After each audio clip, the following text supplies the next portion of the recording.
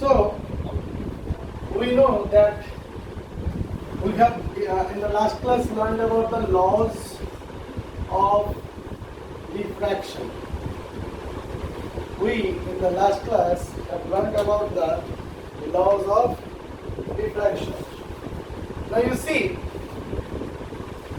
the first law states that the incident ray, the refracted ray and the normal lie on the same plane, and number 2 says the ratio of the sine of angle of incidence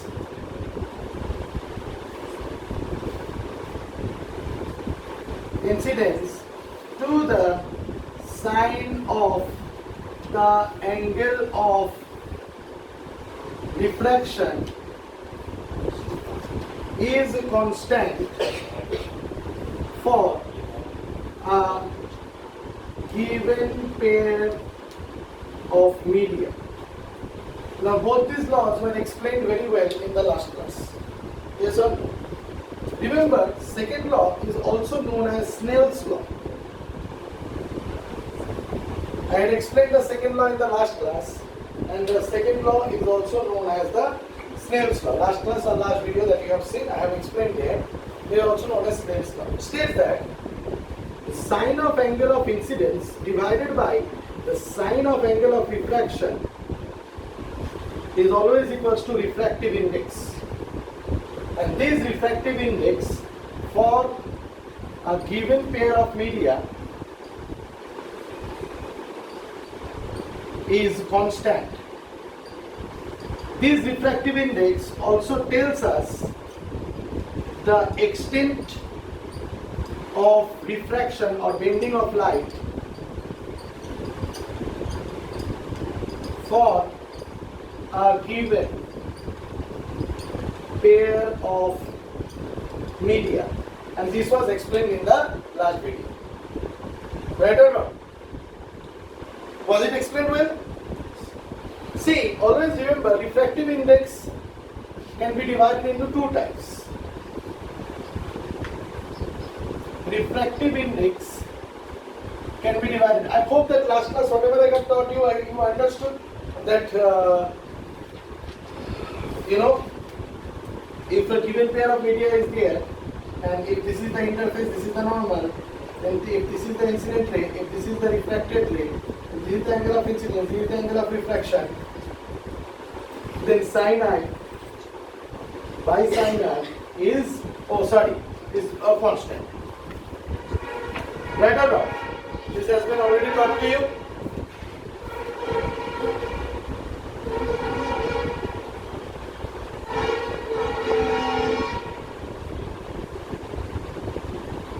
Now you see, refractive index, if I am talking about, you already know that this for a given pair of media, they are saying it constant means अगर यहाँ पे air है, यहाँ पे water है, या फिर कोई भी पकड़ लो मीडियम 1 या मीडियम 2, कोई भी पेयर ऑफ मीडिया है जिस भी एंगल पे लाइट गिरेगा और वो जब बेंड करके घुसेगा तो sine i by sine r same रहेगा, यानी एक्सटेंट ऑफ रिफ्रैक्शन उतना ही रहेगा.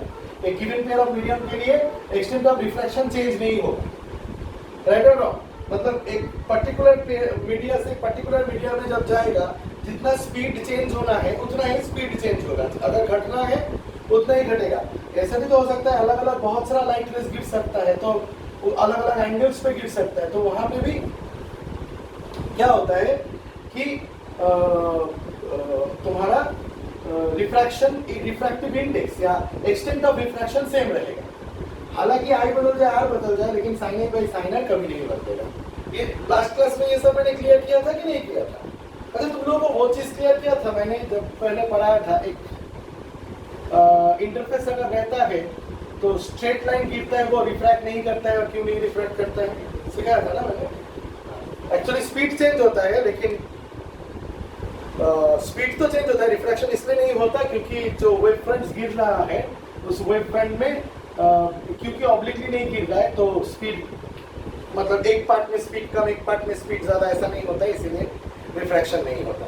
समझाया था ये चीज? श्योर? समझा? पढ़ने तो आते हैं वो दोनों, वो तीनों चारों पढ़ने आते हैं, बाकी सब यहाँ पे खास चलते रहते हैं। पढ़ाया था कि नहीं पढ़ाया था कुछ नहीं पता, सिर्फ दोस्ती चाहिए, ये चाहिए वो चाहिए, ठीक है, मस्ती चाहिए। साइंस में किसी को इंटरेस्ट नहीं है, nobody has interest in science. Science पढ़ने आते हैं। अब refractive index can be divided into 2 categories, ठीक है। Category number 1, absolute refractive index,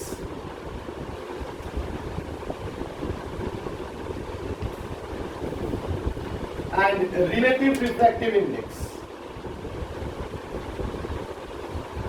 In 2 ways, refractive index can be broken down: absolute refractive index and relative refractive index. Remember, relative refractive index is the normal refractive index. Suppose, for example, you want to compare the refractive index of air and diamond, or you want to compare the refractive index of water and oil. Are you getting my point? Then you draw the normal.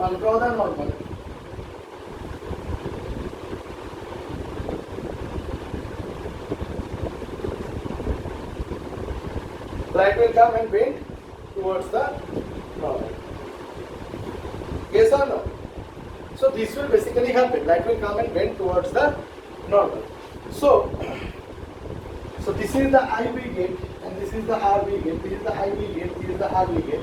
So if I want to find out the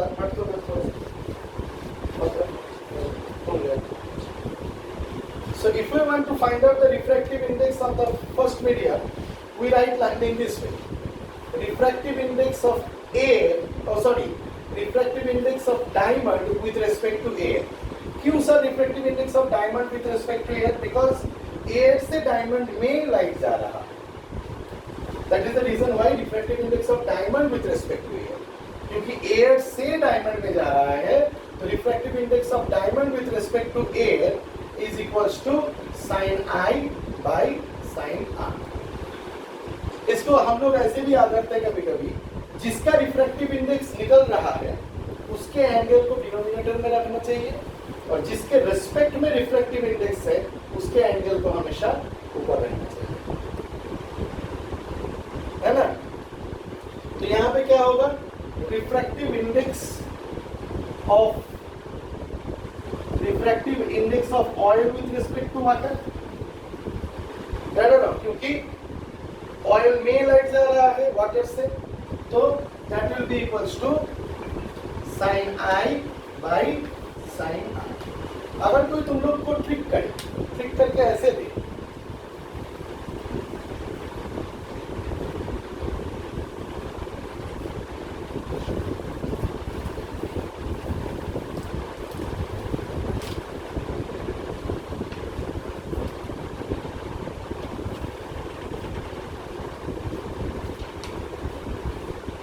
अगर कोई तुम लोगों को trick करे और trick करके ऐसे दे कि सोचो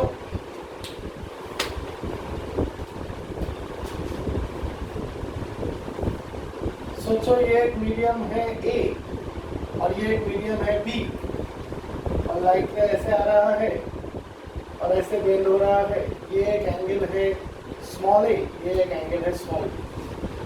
तो अगर मैं लिखूंगा refractive index of B with respect to A, यही लिखना चाहिए मेरे को। So that will be equals to sin divided by sin।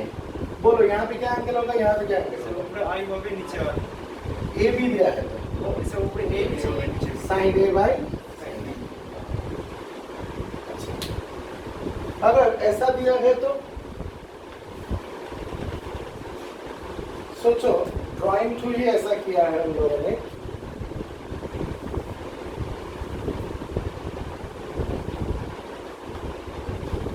इस एंगल का नाम है K, इस एंगल का नाम है M, और इस मीडियम का नाम है क्वार्ट्स, और इस मीडियम का नाम है डायमंड। तो किसका रिफ्लेक्टिव इंडेक्स निकालोगे, किसके रिस्पेक्ट में? Diamond to quartz. Sure, to क्यों बोलते हो? टू मैं यूज कर रहा हूँ. Refractive index of what with respect to what? Refractive index of quartz. Refractive index of quartz with respect to Q. Why not diamond with respect to quartz? हाँ, किसी ने नोटिस ही नहीं किया. Light is traveling from diamond to quartz. ऊपर नीचे कर दोगे कि भूल जाओगे. What did I say? Refractive index of that medium is found out with respect to that medium from which light is traveling. अगर याद नहीं रख सकते ऐसे याद रखो. जिसमें लाइट घुस रहा है, ऐसे याद रखो, क्योंकि ये घुसना घुसाना ये सब तो दिमाग में चलता रहता है ना. जिसमें लाइट घुस रहा है उसका रिफ्रैक्टिव इंडेक्स निकलता है विथ रेस्पेक्ट टू उस मीडियम जिस मीडियम से लाइट घुस रहा है. याद रखो. अब चलेगा. अब इसको नोटिस करो. किसमें लाइट घुस रहा है? किसमें? क्वार्ट्ज में. किससे घुस रहा है? The refractive index of quartz with respect to that, and that will be equals to sine by sine. बताओ एंगल बताओ. K by L. हाँ? K by S. Sure K by L. Definitely K by L. मतलब जिसका refractive index निकालोगे उसका angle नीचे रहेगा, जिसके रिस्पेक्ट में निकालोगे उसका एंगल हमेशा ऊपर रहेगा. यहाँ पे भी वही है. यहाँ पे भी वही है. नोटिस करो. है कि नहीं? ऐसा समझ में? तो ये रिफ्रैक्टिव इंडेक्स लिखने का तरीका है. This is the way to write refractive index. And when refractive index of one particular medium is found out with respect to the another particular medium, then we say that that is known as the relative refractive index. That is known as the relative refractive index. आया समझ में बात? When refractive index of one particular medium is found out with respect to another particular medium, that is known as relative refractive index. Is this clear to you? आया अच्छे से समझ में आया कि नहीं आया? हाँ? That is known as the relative refractive index. Clear? वैसे तो रिफ्रैक्टिव इंडेक्स का जो फॉर्मूला दिख रहा है यहाँ पे, ये तो first second law of refraction में भी पढ़ चुके हैं हम लोग. मतलब ये formula this by this equals to constant होता था. और क्यों कांस्टेंट होता था वो लॉ मैंने समझा दिया. तो refractive index is related to that, वो भी शायद समझ में आ रहा है. तो अगर सेकंड लॉ को घुमा के ऐसे बोलूं कि for a given pair of media the refractive index remains constant, सही होगा?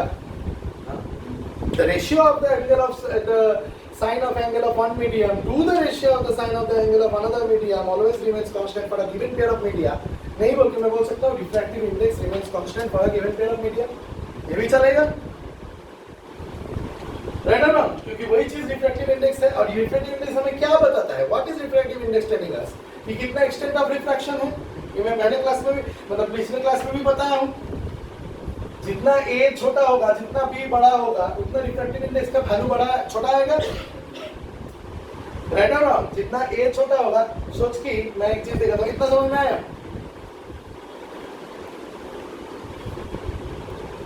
सोच के मैं एक चीज दिखाता हूं.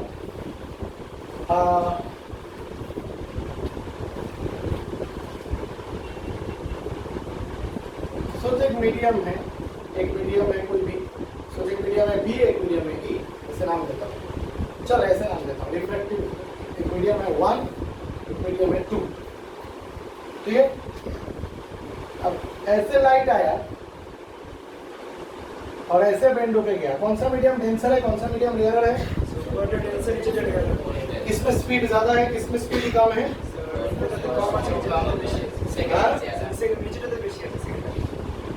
जो रेयर मीडियम है उसमें स्पीड ज्यादा है, जो डेंसर मीडियम है उसमें स्पीड कम है.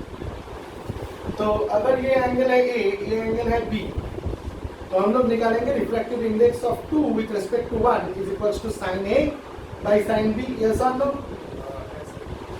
राइट और नो? अब याद रखना एक चीज कि अगर कोई दूसरा एंगल में भी गिरे, सोचो कोई दूसरा एंगल में गिर रहा है, दैट इज के, और बेंड हो रहा है दूसरा एंगल में, दैट इज जेड। डेफिनेटली अगर away from the normal bend होता है, ये नैना मीडियम है तो बेंड ही अवे फ्रॉम द नॉर्मल ही जाएगा। लेकिन अब मैं जब साइन के बाई साइन जेड करूंगा तब भी मुझे refractive index of 2 with respect to 1 ही मिलेगा।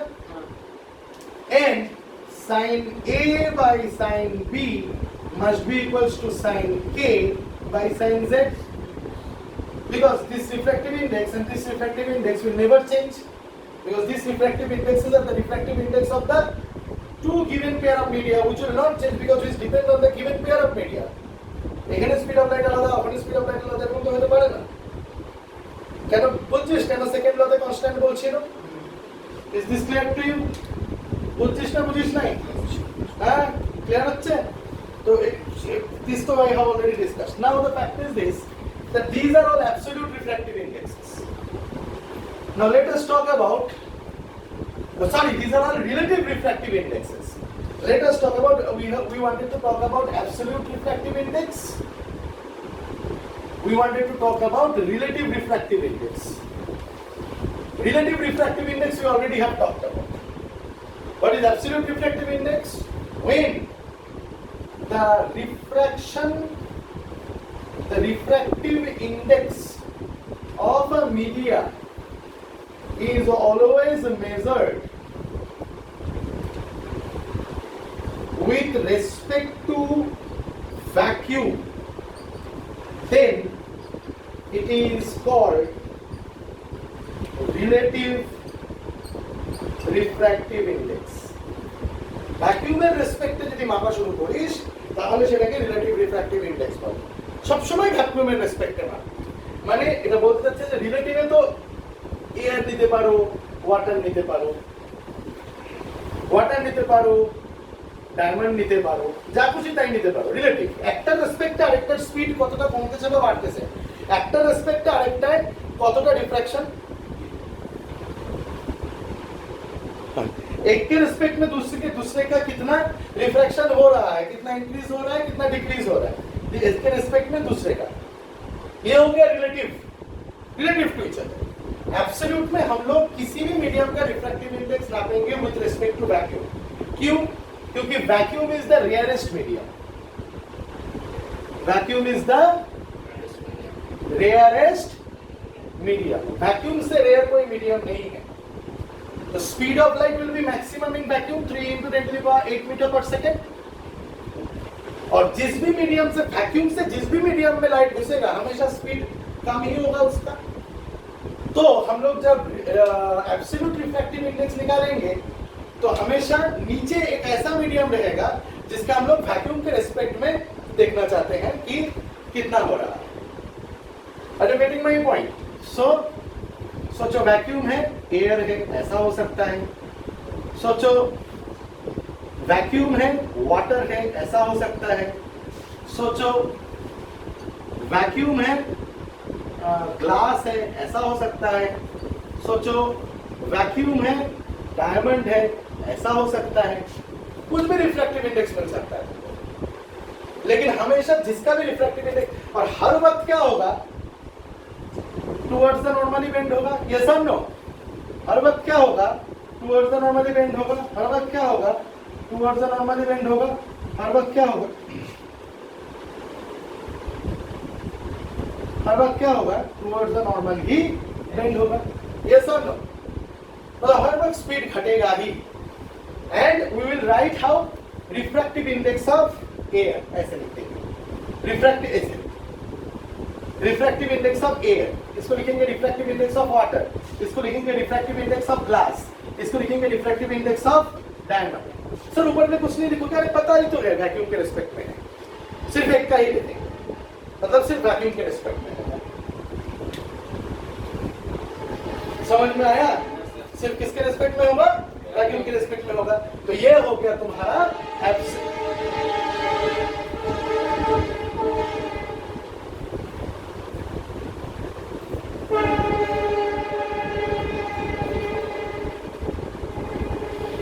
तो ये हो गया तुम्हारा एब्सोल्यूट रिफ्रैक्टिव इंडेक्स। आया बात समझ में? क्या हो गया? Absolute refractive. Is this clear to you? और आगे बढ़ता हूं।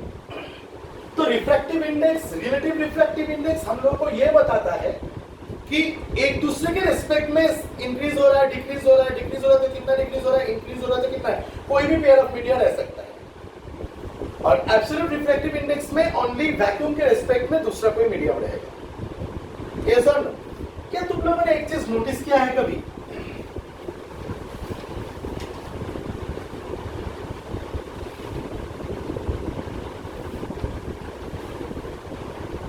क्या तुम लोगों ने कभी एक चीज नोटिस किया है? क्या नोटिस करना है सर? कि हम लोग बेवकूफ हैं। यस, नोटिस किया है कि तुम लोग बेवकूफ हैं? क्या तुम लोगों ने ये नोटिस किया है कि refractive index of medium 1 with respect to medium 2 हमेशा ग्रेटर देन 1 होगा अगर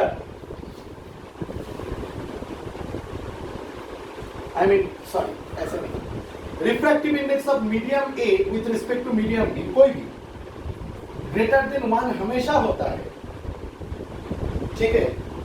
और refractive index of medium B with medium A with respect to medium B less than 1 कब होता है? तो मैं बताना चाहता हूं कि जब लाइट रेयरर मीडियम से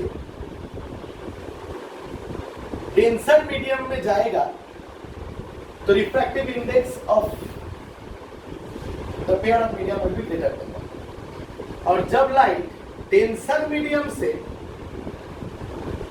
रेयरर मीडियम में जाएगा तब it will always be less than 1। Sir क्यों? देख, सोच, एक मीडियम है मीडियम A, एक मीडियम है मीडियम B। लाइट रे ऐसा आया और बेंड किया, तो ये है I, ये है R। तो I is greater than R। ये मैंने बताया था तुम लोगों को, ये मैंने टीच किया था, है ना? तो sin I must be greater than sin R, yes or no? So sin I by sin R must be greater than 1 होगा ही। और यहाँ पे क्या होगा? ये मैंने सिखा था तुम लोगों को, बोलते क्यों नहीं हो गए?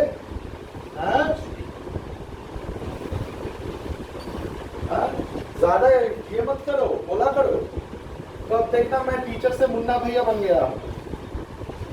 जानते हो ना मुन्ना भैया को? कौन है?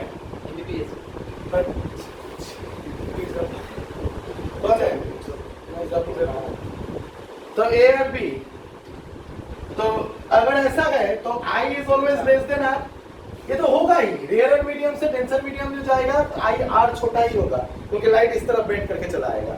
और डेंसर मीडियम से रेयर मीडियम में जाएगा, उस तरफ चला जाएगा तो अब R बड़ा होगा ही। तो sin I is less than sin R, yes और नो?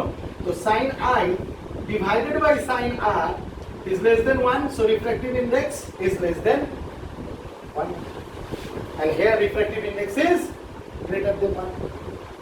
ये सिखाया था तुम लोगों को शायद, तो ये नोटिस कर लिया। अब एक नया इंफॉर्मेशन देना,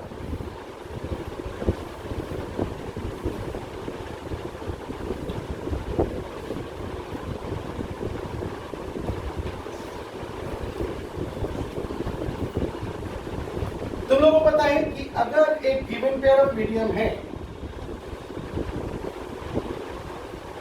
और ऐसे आके गिरा और ऐसे गिरा, तो ये एंगल I है, ये एंगल R है। सोचो ये मीडियम A है, सोचो ये मीडियम B है। तो refractive index of medium B with respect to medium A, ठीक है, is equals to sin I by sin R। Also there is a second definition of refractive index.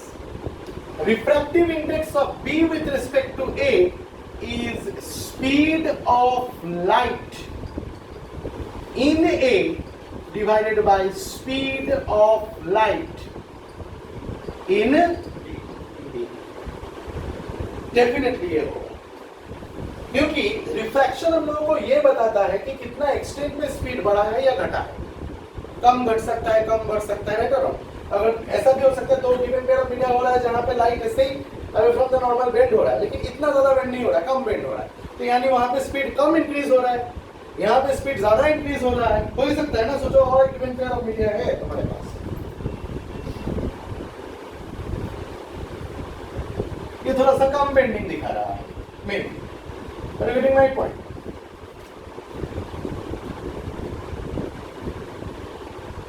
थोड़ा सा कम, अरे यार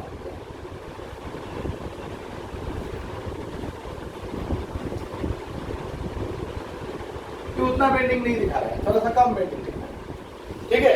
तो यहाँ पे भी स्पीड इंक्रीज हुआ है, यहाँ पे भी स्पीड इंक्रीज हुआ है, लेकिन इसके जैसा नहीं हुआ है।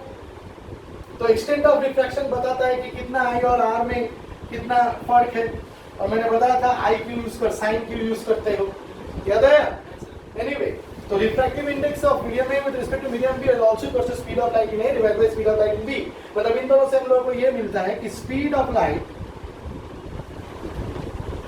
in A divided by speed of light in B must be equals to sin I by sin, दोनों ही is equals to